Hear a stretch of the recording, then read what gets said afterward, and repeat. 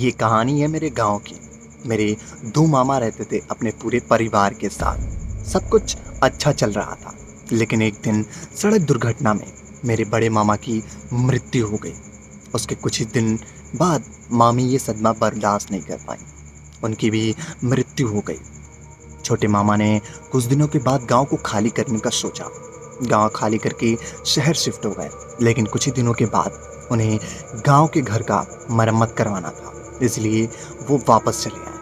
वापस आने के बाद उन्होंने गांव का मरम्मत घर चालू करवा दिया था। लेकिन एक दिन शाम के समय जब वो मरम्मत का काम करवा के शाम को 7 बजे छत पर अपने खड़े थे, तभी उन्हें नीचे आंगन में बड़ी मामी खुले बालों के साथ आंगन में टहल रही थी।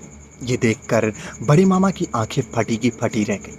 वो जल्दी जल्दी नीचे की तरफ भागने लगे, लेकिन भागते भागते उन्होंने देखा कि नीचे वाली सीढ़ी पर मामी बैठी हुई थी अपने खुले बाल करके। वह जैसे ही पीछे मुड़ी, ये देखकर मामा तुरंत बेहोश हो गए। और अगली सुबह जब वो उठे तो अपने पड़ोसियों के पास गए।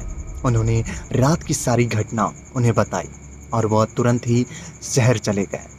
उसके बाद उनके कई दिनों तक बहुत ज़्यादा तबीयत खराब थी।